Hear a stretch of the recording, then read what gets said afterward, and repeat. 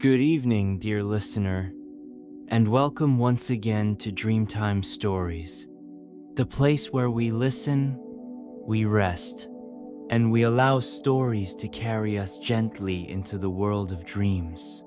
Thank you for joining us tonight. My name is Tony, and I am your host. But this evening, you will not hear my voice alone.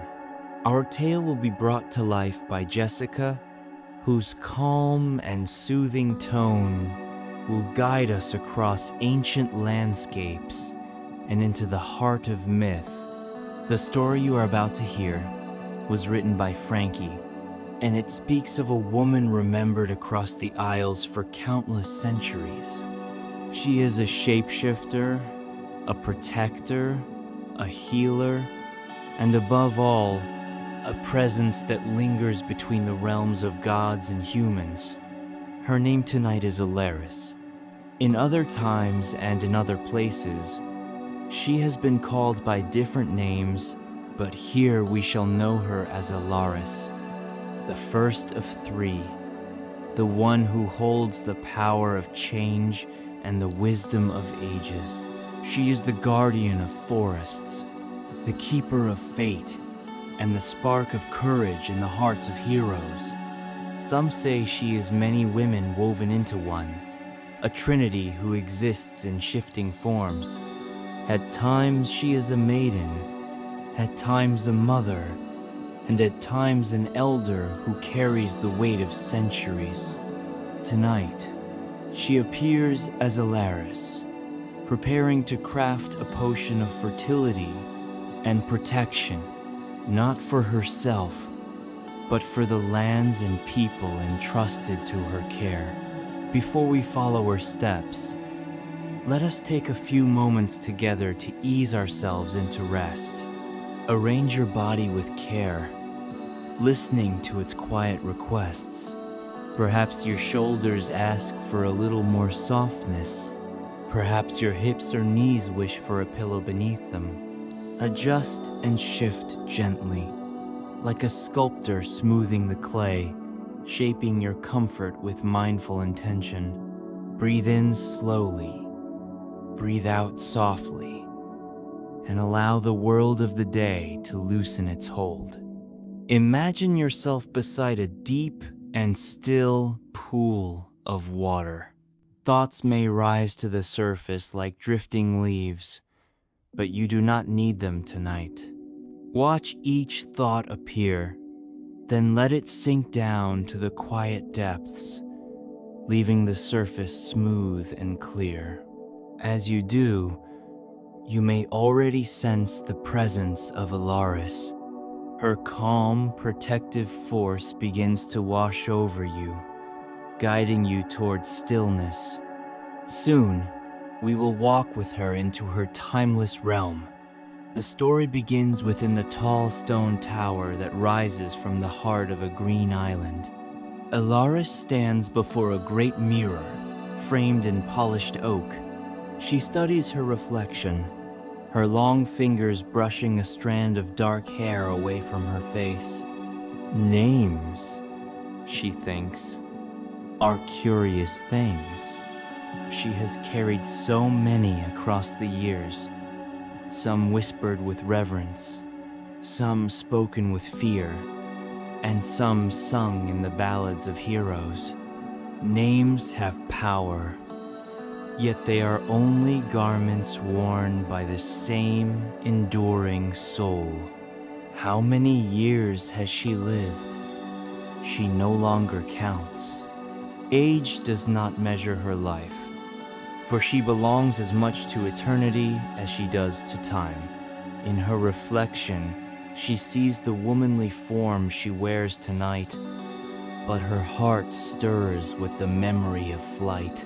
She remembers the pull of the wind beneath her wings, the sharpness of a raven's beak, the freedom of clawed feet gripping a branch in the moonlight. She could transform even now, yet the work before her requires the precision of hands, not talons. So she remains as she is, a tall elegant woman clothed in a gown the color of deep wine, with a velvet coat as dark as midnight. The room around her is circular, its high ceiling supported by beams carved with spirals and knots. The walls are draped in curtains of indigo and blue, and the floor is laid with rugs woven from silver and sea green threads. A four-poster bed, veiled in soft fabric, stands near the window, and every piece of furniture is carved from heavy wood inlaid with shells that gleam faintly like stars. Stained glass windows throw shifting rainbows across the stone walls, scattering fragments of light across the chamber. Elaris turns from the mirror and crosses to one of the windows. Outside stretches her island, cliffs that meet the endless sea, rolling hills clothed in forests, and streams that weave silver ribbons through the grass. The sky above is an open blue, streaked with slow-moving clouds. Below her tower, the dark stone of her castle rises in quiet strength. It is not large compared to the fortresses of kings, but it is enough.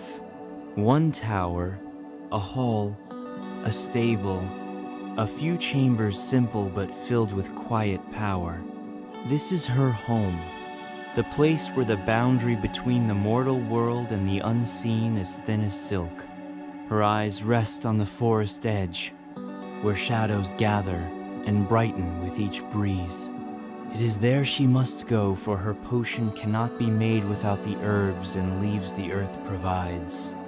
Restless to begin, she sweeps her coat around her shoulders and descends the spiral staircase. Her steps are light yet firm, echoing faintly on the stone. The air smells of salt and pine resin drifting from the fires below. At the stable, her companion awaits. A horse of astonishing size stands patiently, her coat black as obsidian, and her eyes calm as a midnight lake. The creature lowers her head as Elaris approaches, as if bowing to one she trusts. Elaris lays a hand on the horse's muzzle, whispering words that are half greeting, half blessing.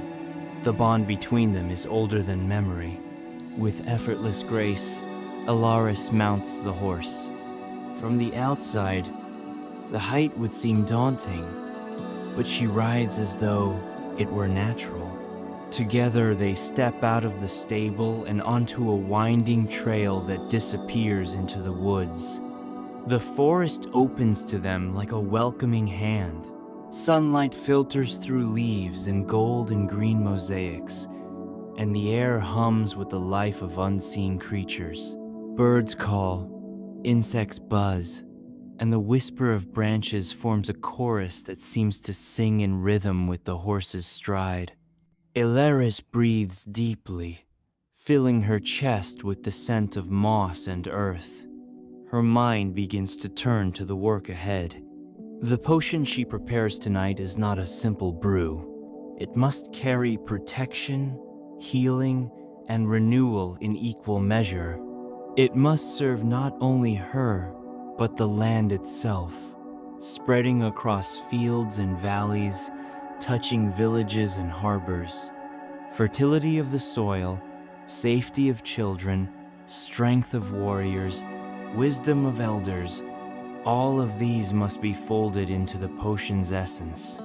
Such a task demands care, patience, and devotion. Her thoughts drift for a moment to the lives she has touched across the centuries. Heroes who rose and fell, farmers who prayed for rain, mothers who begged for their children's health. She has answered them in many forms. A raven circling above a battlefield, a wolf glimpsed at the forest edge, a woman appearing at a hearth with words of counsel. Sometimes they loved her, sometimes they feared her, but always they remembered. Now, as the horse carries her deeper into the forest, she feels the weight of memory pressing close, but she does not resist. Memory is part of her power, part of the endless thread that weaves her identity. Tonight, she is Elaris, and her duty is clear. The path curves, leading toward a grove where the first of her ingredients awaits. She leans forward slightly, her dark hair brushing against the horse's neck. "Steady, my friend," she murmurs. "The work begins here." And so the journey of gathering begins. The forest welcomed Elaris as though it had been waiting for her. Each step of her horse seemed to sink softly into the carpet of moss and fallen leaves, leaving no trace behind. The air was cool and fragrant, filled with the mingled scents of pine, damp soil, and wild herbs. Sunlight drifted lazily through the canopy, breaking into shifting patterns of gold on the forest floor. Somewhere nearby, a stream murmured over stones, its voice mingling with the rustle of branches. Elaris guided her horse down a narrow path, following an instinct as old as the land itself. She did not need maps. The island spoke to her in quiet signs. A flicker of birds darting through the branches, the bend of a fern, the glimmer of dew on a particular patch of grass. These were enough to tell her where she must go. Her thoughts turned to the first element of her potion, protection. Without protection, healing could be undone, and growth could wither before it even began. She would begin then with the plant most anciently tied to defense, holly. The horse slowed as they approached a thicket of dark, glossy leaves. Even before she dismounted, Elaris could feel the sharp energy of the holly.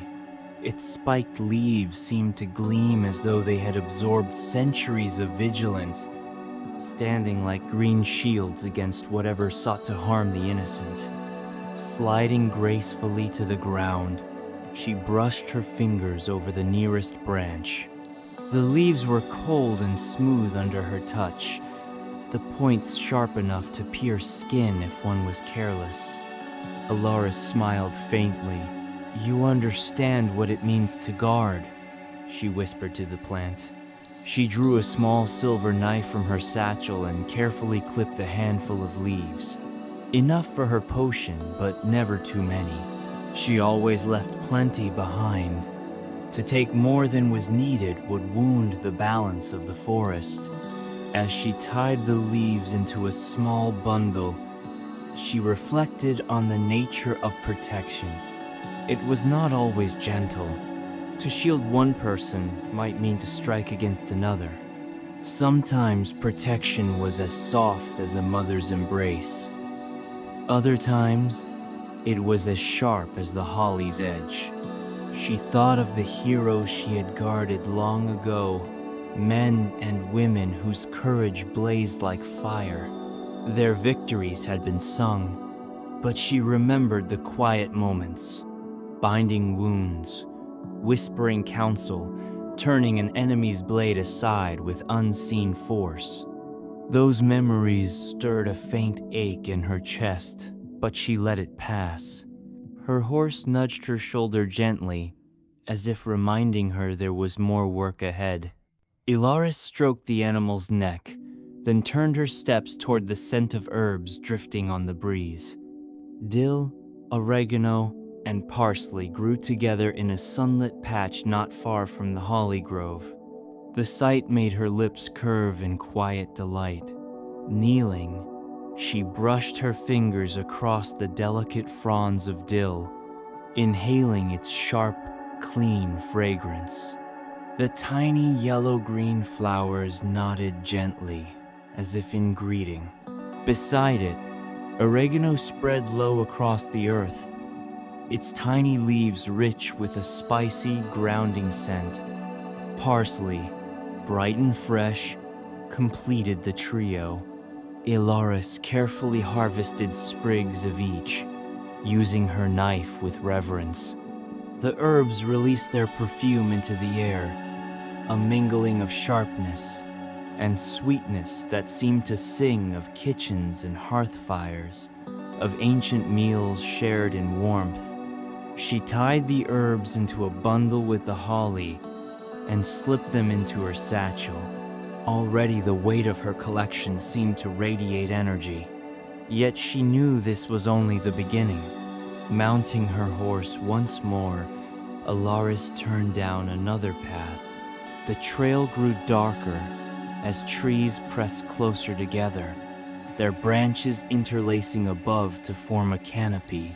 The air here was heavy with the musk of animals.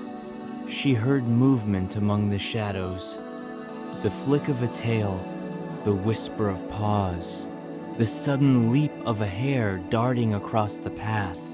Her horse snorted softly, ears twitching. Elaris stroked its mane reassuringly. "Do not worry. They know me here," she murmured. Indeed, she could feel the eyes of the forest upon her wolves, owls, foxes, and deer, all watching. Yet there was no fear. The creatures recognized her as one of their own, even when she wore her human form. A pang of yearning stirred in her heart. She remembered the sensation of running on 4 legs, the freedom of the wolf's body, the companionship of the pack. The memory was so vivid, she nearly tilted her head back to howl, but she caught herself, smiling at the impulse. "Not tonight," she whispered. "Tonight I gather, not hunt." The forest path eventually widened into a small glade where wild vines tangled around low shrubs. Here she found her next treasure, vane leaves, a plant prized for its quiet strength. She dismounted again, brushing aside the vines until she located the tender green leaves. They were cool to the touch, with veins that pulsed faintly as if carrying hidden energy. Elaris collected them carefully, whispering a charm under her breath to honor the plant's gift. She tied the leaves into her growing bundle and felt the thrum of their power join with the holly and herbs. Satisfied, she swung back onto her horse. The animal stamped once, then carried her onward. The forest began to thin, and sunlight spilled once more onto the path. She emerged at the edge of a clearing where the ground was fragrant with chamomile. The flowers stretched in every direction, tiny golden centers glowing beneath white petals. They seemed to nod in unison with the breeze, as though bowing to her presence. Elaris slipped from her horse and stepped barefoot into the sea of blossoms. The cool earth pressed against her skin, and she closed her eyes, letting the scent of chamomile rise around her in calming waves. With gentle hands, she gathered handfuls of the flowers, humming a low tune. Chamomile spoke of peace and healing, of sleepless children soothed and weary elders comforted. She filled a bag with blossoms, knowing she would use some in her potion and some later for tea. The simple joy of chamomile's fragrance always lifted her spirit. When she returned to her horse, she paused. The animal was grazing quietly at the edge of the clearing, but just beyond its shadow she spotted another plant, mint. Wild, untamed, its leaves spread thick and lush. Elaris laughed softly. "Ah, of course you would be here," she said, kneeling to pluck a sprig. She chewed one leaf thoughtfully, savoring the burst of cool freshness that spread across her tongue. Mint was a stubborn plant, always ready to overtake a garden, yet its vigor was precisely what made it valuable. She harvested a careful bundle, trimming back the excess growth with her shears. The smell of mint filled the air, sharp and invigorating, mingling with the sweetness of chamomile. It was as if the forest itself was reminding her of balance, calm and strength, rest and renewal, gentleness and persistence. As she placed the mint into her satchel, she looked up. A pair of emerald butterflies chased each other through the sunlight, circling above her head before darting away. She smiled at their play, then dusted the soil from her hands. By now, her satchel was heavy with holly, herbs, vane, chamomile, and mint. Yet Elaris knew her task was far from complete. There were still plants of deeper magic to be found: rosemary, sage, yarrow, and others that would bind the potion together. But for now, she felt the quiet satisfaction of beginnings well made. She stroked her horse's mane, whispering thanks, and together they turned back toward the shadows of the forest, ready to seek the next path. As twilight began to slip across the island, the light of the sun turned softer, painting the forest edges in shades of amber and rose. Elaris continued her journey, but in her heart, another presence stirred the second face of the eternal goddess. She was not only Elaris, the protector of fate and courage.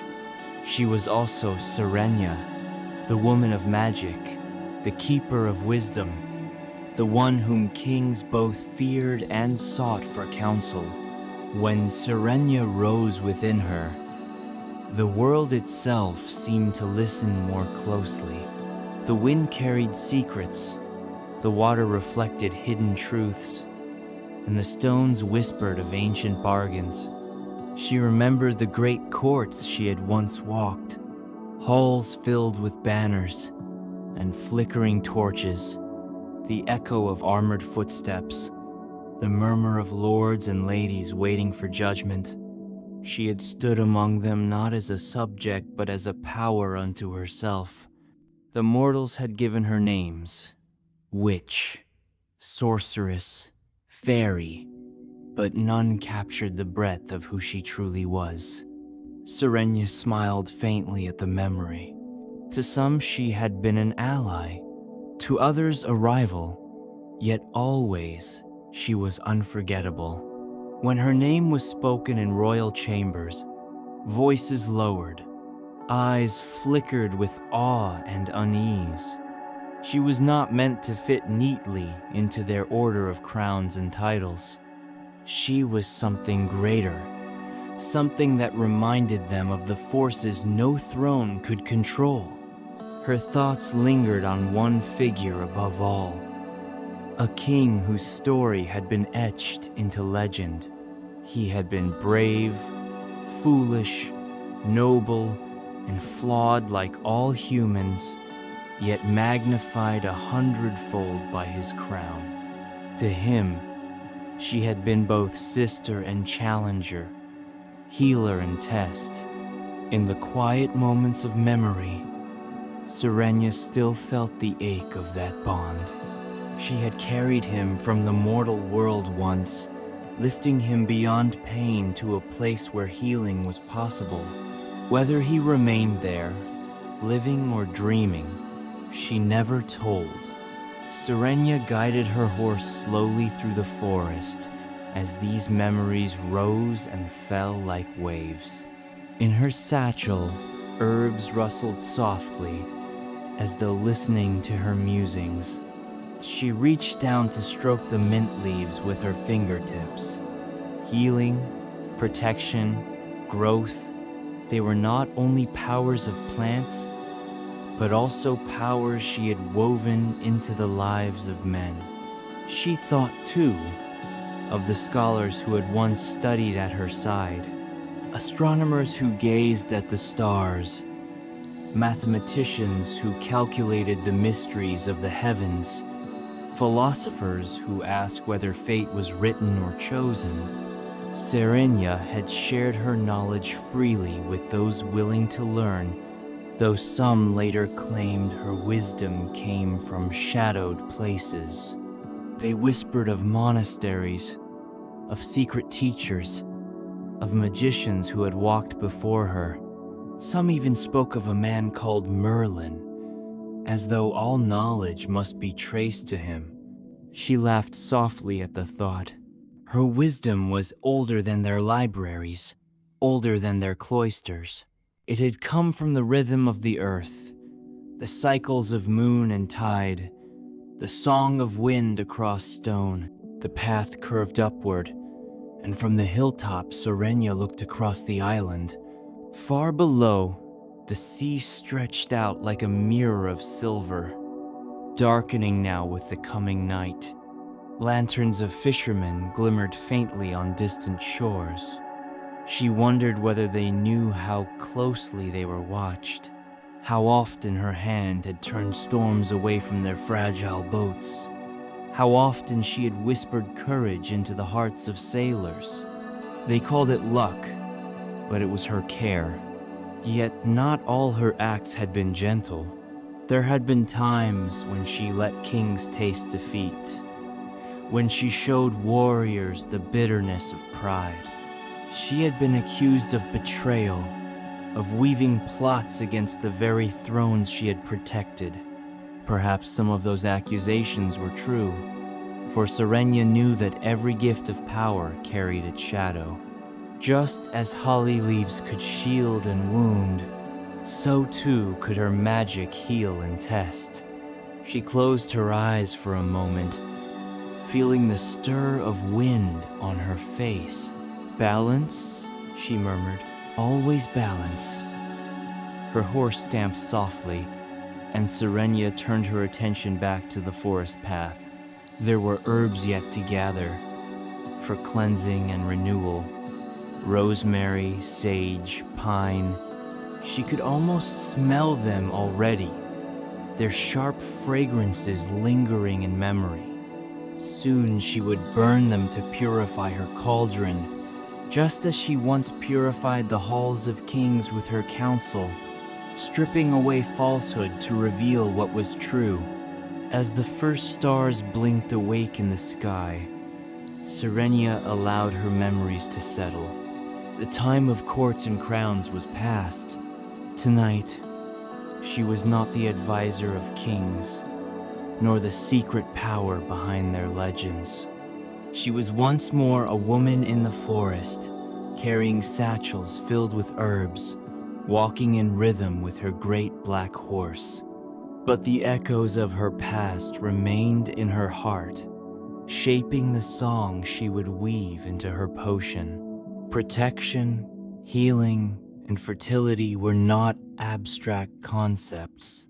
They were lessons she had lived, gifts she had given, burdens she had carried. And as Serenya, she would carry them again, not for one throne or one hero, but for all who lived under the sky. The forest grew darker as she pressed onward, the song of crickets rising around her, the first glow of fireflies lighting her way. Serenya's face softened. She no longer needed the roar of courts or the clash of armies. Tonight, the whisper of leaves and the glimmer of insects were crown enough. And so, under the rising stars, Serenya continued her gathering, carrying with her the weight of legends and the quiet grace of one who had always been more than a name. Night was folding its velvet cloak across the island when another shift stirred within the eternal goddess.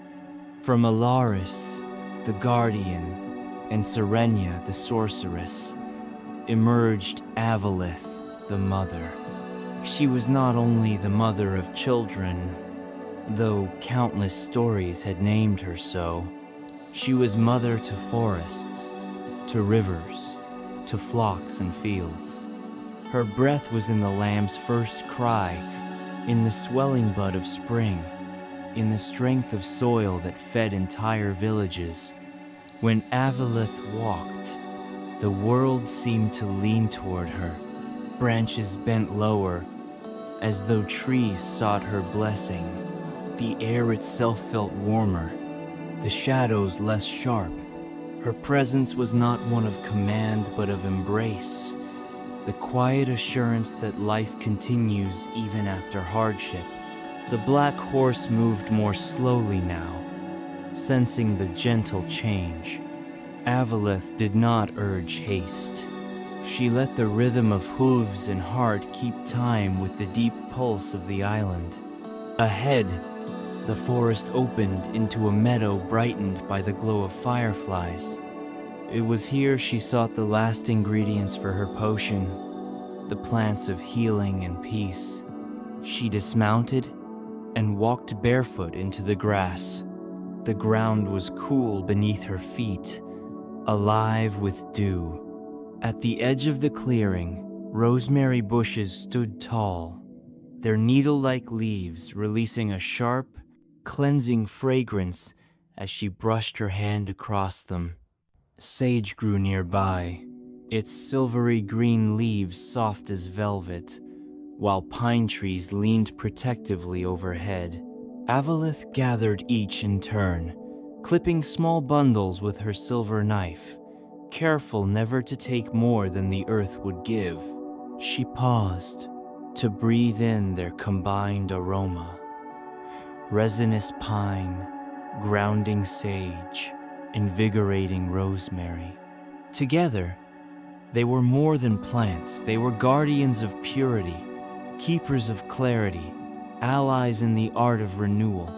Avaleth whispered a blessing over them, her words carried by the evening breeze. Her journey carried her onward, toward a quiet field where yarrow bloomed. Its white clusters rose like small stars scattered across the grass. Kneeling, Avaleth touched the blossoms with reverence. Yarrow had always been a healer's companion, stitching wounds both of flesh and of spirit. She gathered several stalks, tying them with the rosemary and sage. From there, she followed a narrow path toward the edges of her castle grounds. A juniper tree waited, its branches cradling clusters of pale mistletoe. Avaleth smiled, for this plant had long been a symbol of life's persistence. She reached up and plucked a few berries, their whiteness luminous in the dusk. Fertility, continuity, and growth, all were hidden in those small pearls. Her satchel was nearly full, yet Avaleth knew the ritual would not be complete without lavender and poppy. She turned toward her flower patch, a small sanctuary she had tended for years. Rows of lavender swayed in the night breeze, their purple blossoms glowing faintly under the rising moon. She cut several stems, lifting them to her face to inhale the calming scent. Lavender spoke of peace of minds eased, of hearts soothed after grief. Beyond the lavender, crimson poppies opened their delicate petals. Avaleth plucked one carefully, its petals fragile as silk. The poppy, she knew, held the gift of rest, the promise of dreams, the gentleness that follows sorrow. With her final herbs gathered, Avaleth lingered in the garden, letting her gaze rest on the stars. They shone brighter now, scattered like seeds across the sky.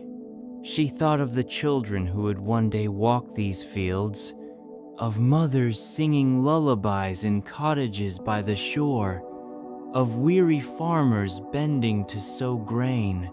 All of them, whether they knew her name or not, were hers to love. She returned to the stables and cared for her great horse, brushing its coat until it gleamed in the lantern light. The animal leaned against her touch, content. As she worked, Avaleth hummed a melody, an old song of devotion, once sung in the valleys of Wales.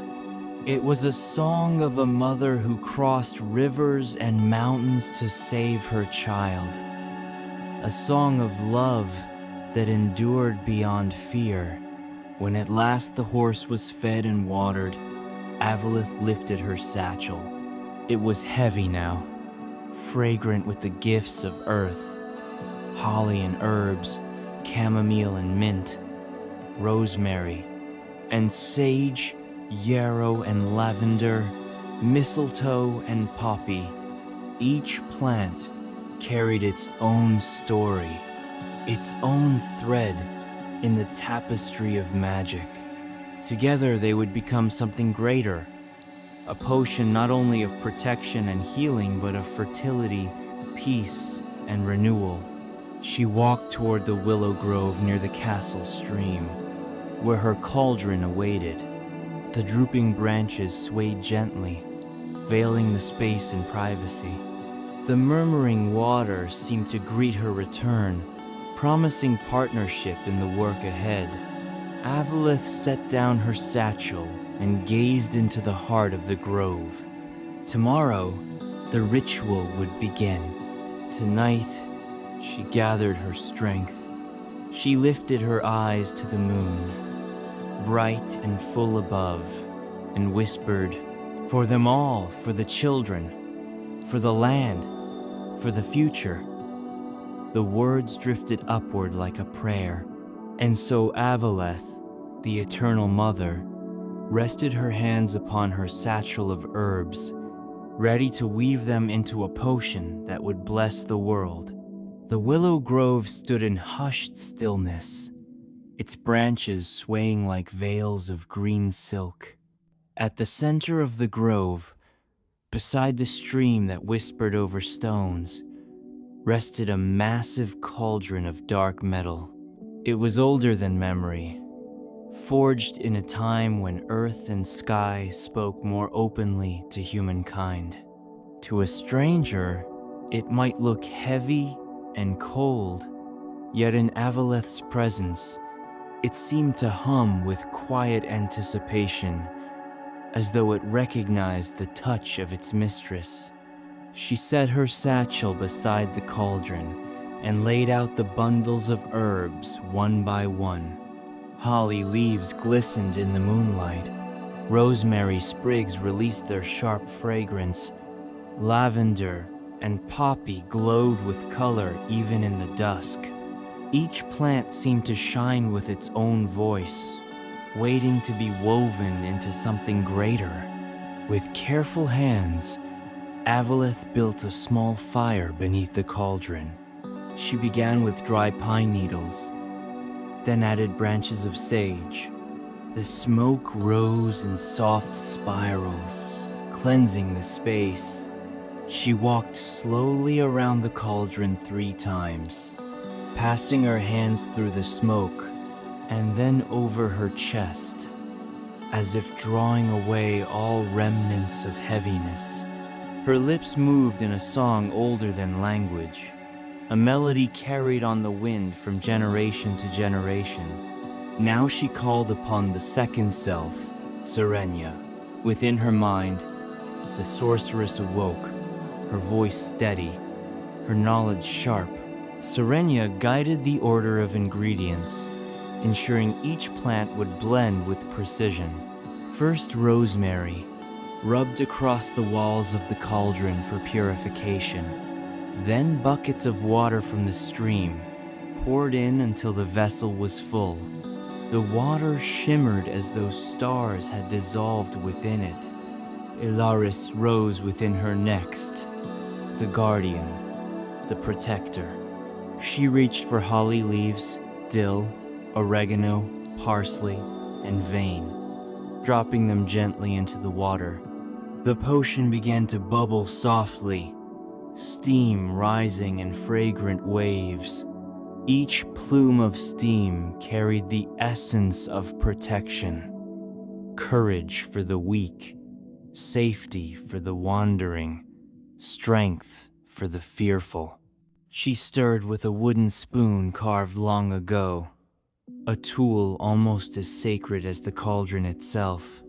Her strokes moved counterclockwise, undoing harm, unbinding fear, unweaving sickness. With every circle, she hummed deeper, her song resonating through the grove. Next came the herbs of healing chamomile, mint, and yarrow. Avaleth's hands lingered on each as she dropped them in, whispering blessings. The scent grew richer. Sweet chamomile calming restless hearts, cool mint refreshing weary minds, yarrow steadying wounds both seen and unseen. The potion's surface shimmered with pale gold, as if sunlight itself had been captured in liquid form. At last came the final three. Avaleth held the mistletoe berries in her palm, white and luminous. She thought of fertile fields, of children's laughter, of seeds breaking open beneath the soil. She dropped them into the cauldron, where they vanished with soft ripples. Next, she added lavender, its calming fragrance soothing even the night itself.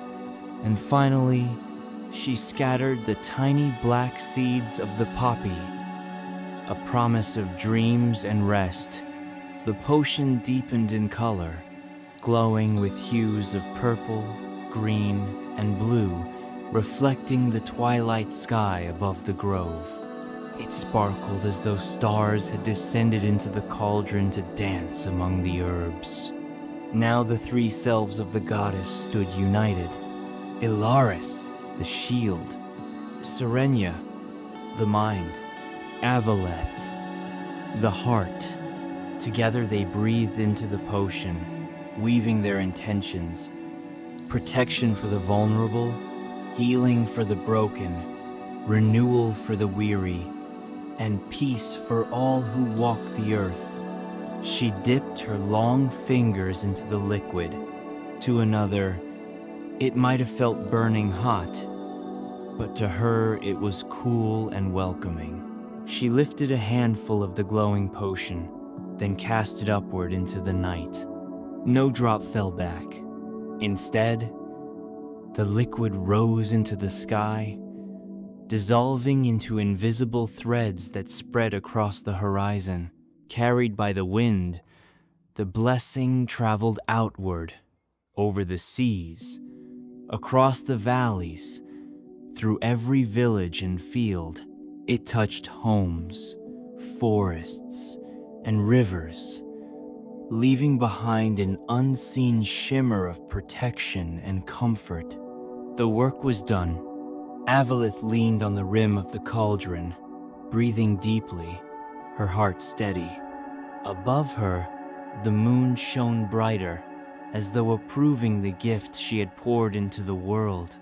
For a long moment she stood in silence, listening to the night, feeling the earth respond with gratitude. The fire beneath the cauldron had burned low, leaving only faint embers glowing like hidden stars among the ashes.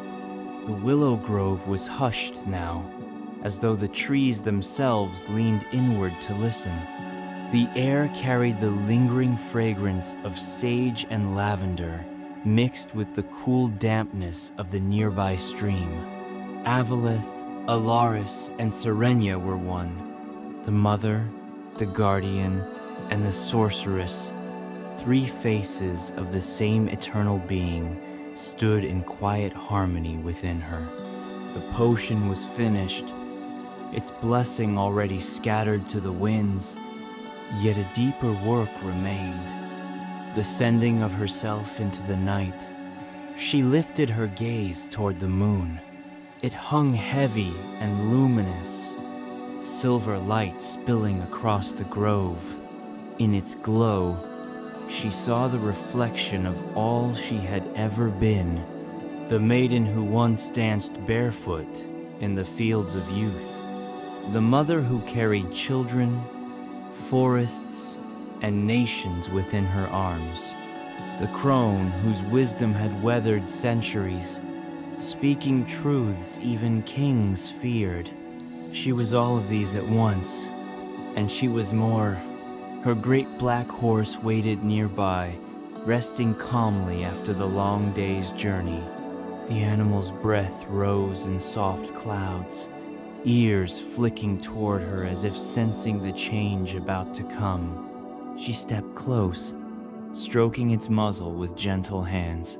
"Rest well, faithful one," she murmured.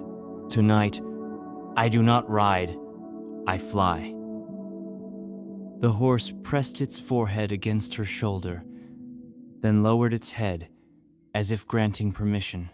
Elaris, the protector, stirred within her chest. Serenya, the wise, shimmered in her mind. Avaleth, the mother, wrapped warmth around her heart. United, they breathed as one. A low hum began to rise from her lips, turning into a song that vibrated through the grove. It was not a human melody, but something older notes that echoed the cries of birds at dawn, the howl of wolves in winter, the whisper of tide against stone. Her arms stretched outward, fingers lengthening, thinning, reshaping. Her cloak of velvet rippled as though alive, then dissolved into feathers as black as midnight. Her body grew lighter, her bones hollowing, her heartbeat quickening. Her hair became sleek plumage. Her eyes gleamed like obsidian pools. Where once a woman stood, now a raven lifted her wings. The transformation was seamless, as natural as breath. She leapt into the air, the cauldron below glimmering faintly in farewell. Her wings beat once, twice, and the grove fell away beneath her. The night opened wide. Stars glittered overhead, each one a memory, each one a promise. The moon bathed her feathers in silver, and the cool wind slid along her wings, carrying her higher. She circled once above the willow grove, once above the castle tower of dark stone. Then she turned outward, toward the open sea. From above, the island spread out like a jewel in the water. Its forests shimmered in moonlight. Its meadows glowed faintly with dew. Its villages lay in peaceful slumber. She could hear the faint rhythms of life below, sheep shifting in their pens, waves lapping against boats, children breathing in dreamless sleep. She watched them all with eyes both sharp and tender. They were hers, all of them, though they might never know her name. Farther she flew, across cliffs and waves, until the air grew colder and the stars more numerous. Every beat of her wings scattered unseen blessings, a shield for a sailor, a healing touch for a fevered child, courage for a woman standing alone, wisdom for an elder who doubted his strength. The world received her gift silently, yet she felt its echo in her chest. And in that moment, she was not only Elaris, nor Serenya, nor Avaleth. She was the eternal Trinity, the one who walks between shadow and light, between the mortal and the divine. She was flight itself, the black wing against the moon, the whisper that comforted, and the silence that endured. When dawn would come, she would return, perhaps as woman, perhaps as wolf, perhaps as mother or crone. But tonight, she was raven. She was watcher. She was guardian in the sky. High above the ocean, she tilted her wings and let the wind carry her farther into the vastness. The stars wheeled overhead, the sea stretched endlessly below, and the world slept under the soft veil of her protection. The story closed here, not with an ending, but with a promise that whenever night deepened and fears grew heavy, her wings would be there, unseen yet present, carrying peace across the land.